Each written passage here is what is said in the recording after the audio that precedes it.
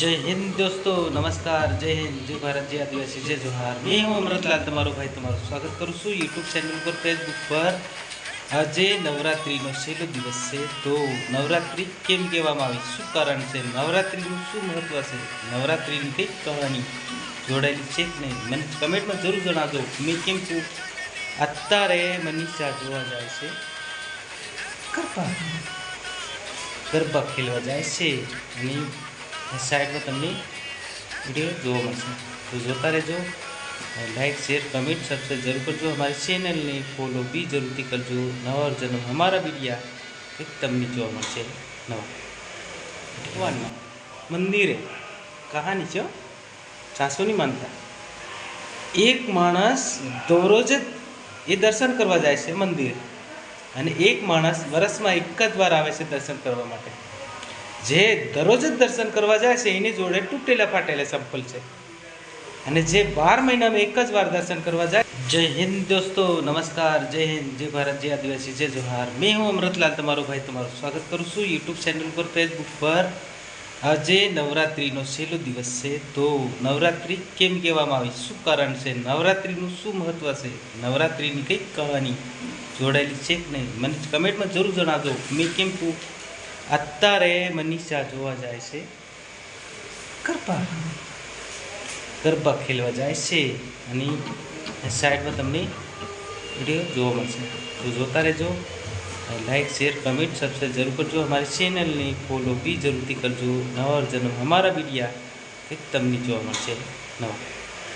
એટલે મહત્વ એમ છે, 9 દનના નોરતા 10મે દિવસે દશેરો હોય છે, તો નોરતા કેમ કરે છે લોકો, એનું કારણ કંઈક બતાવજો મને।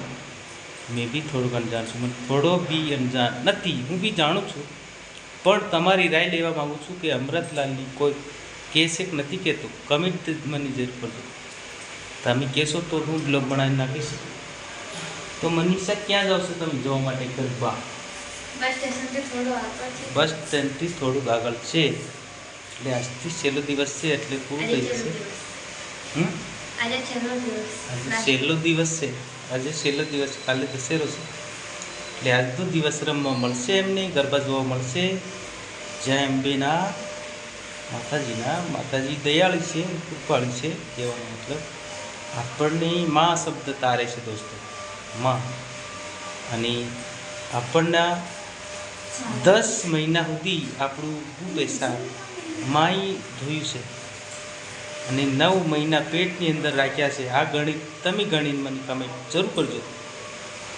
એનું નામ નોરતા 9 દિવસના આવે છે, 10મો દશેરો એટલે 10મો દશેરોનો મતલબ બાપનો દિવસ હોય છે, અને આના લોકોએ ઉલટું કર્યું છે, બાપને ભૂલી ગયા, માની યાદ કરે છે, તો બાપ ક્યાં જશે? બાપને પૂજવો પડે ને। દશેરો એક બાપા છે, અને 9 નોરતા છે માં। એ કોઈ વાત જાણતા નહીં હોય, મેં જણાવી દઉં છું, અને મારી કદાચ વાત છૂટી નીકળે તો મને કમેન્ટ જરૂર કરજો। ચાલો આગળ જોવો, એ તો વાત છે, દુનિયા જાણે, જગ જાણે છે, મેં નહીં જાણતો, આખું જગ જાણે છે, એટલે તો થોડાક રૂલિંગ વ્યવહારને બી જાણીએ છીએ। તો મનીષા કેટલા વાગે સુધી ગરબા રમશો આજે તમે? લીલુબેન તમે નથી જવાના? લીલુબેન ખૂણે બેઠા, ખૂણે બેઠા, હા થઈ ગયા, હા વાત લાંબી કરી, બાય બાય કરે છે, થાકી ગયા કઈના કટું દુખે? રીતે મારે બેક કરવું પડશે, બેક કરો। હા બતા શું કરે છે? થાકી ગઈ? હે मनीषा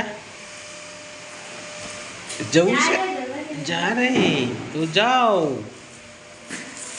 हम इधर खेलेंगे गरबा। हाँ शैलेश भाई भी जा रहा है, हाँ जा रहा।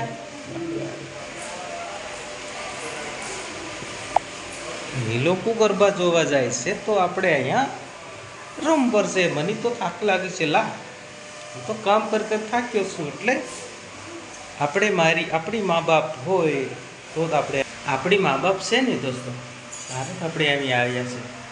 આપણે કોને તકે જીવન જીવીએ છીએ? આપણે અનાજ ખાઈને કોકની અનાજ ખાઈને આપણે આધાર છે આપણો, તો લોકો શું કરે છે? ભગવાન, માતાજી, હું કોઈનું અપમાન નથી કરતો, હું બધા સર્વોપરી માનું છું. પણ દુનિયા ઊંધા સકેડામાં ફસાયેલી છે, સીધા પકેડામાં નથી. કેમ કે જેને માનવાનું છે એ નથી માનતા, જેને નથી માનવાનું એની માને છે, જેને કશું જ નથી આપ્યું એની માને છે. સમજે ને? એટલે આટલું બધી સેવા પૂજા કરી અને માતાજી, એક કહેવત કહું દોસ્તો, એક કહેવત એવી છે કે રોજ જ માણસ દર્શન કરવા જાય છે ભગવાનના મંદિરે. કહાની છે, સાસુ નહીં માનતા. એક માણસ દરરોજ જ એ દર્શન કરવા જાય છે મંદિર, અને એક માણસ વર્ષમાં એક જ વાર આવે છે દર્શન કરવા માટે. જે દરરોજ જ દર્શન કરવા જાય છે એની જોડે તૂટેલા ફાટેલા ચંપલ છે, અને જે 12 મહિનામાં એક જ વાર દર્શન કરવા જાય છે એની જોડે સોનાના અને ચાંદીના ચંપલ પહેરીને જાય છે. તે પેલો જે રોજ જાય છે એ દર્શન કરવા, એ માણસ એમ કહે છે, ભગવાન, હું તમારા દરરોજ જ દર્શન કરું છું, તો મને કેમ તમે સોનાના ચંપલ નથી આલતા? અને આ ભાઈ 12 મહિનામાં એક જ વાર દર્શન કરવા આવે છે, તો એની જોડે કેમ સોનાના ચંપલ છે? એને જે સોનાના ચંપલ પહેરે છે, 12 મહિનામાં જાય છે, પણ એને સમયની કદર કરી છે અને મહેનત કરીને આગળ વધવાની કોશિશ કરી છે, અને પહેલે દર્શન કરી અને એનો ટાઈમ બગાડવાની કોશિશ કરી છે. તો આની વાતને સમજવાની કોશિશ કરજો દોસ્તો. જય હિન્દ, જય ભારત, જય આદિવાસી. અને હું પરિવાર એક આદિવાસી દીકરો છું.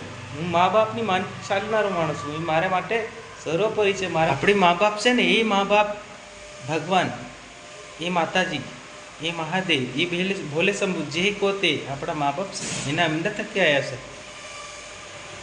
ના કોઈ બીજાને થકે. તો આની વાતની ધ્યાન રાખજો. આપણી મા બાપ છે ને તો જ છે આપણે અહીંયા છે, બાકી કંઈ ના હોય. જય હિન્દ, જય ભારત, જય આદિવાસી, જય જવાહર. આ મારી વાત સારી લાગી હોય તો જરૂર કમેન્ટ કરજો. જય માતાજી. માતા પિતાના નામ લખજો, મારા બીજાના નહીં. કમેન્ટમાં જય માતાજી, જય પાપાજી, જય માં, આવું લખવાનું હોય. જય પાપાજી બોલવાનું, અને જય માં, આપણી માની વાત લખવાની હોય. દોસ્તો, આની વાતની યાદ રાખજો. નમસ્કાર. જય હિન્દ, જય ભારત, જય આદિવાસી, જય જય. બધા ભાઈઓની રામ રામ.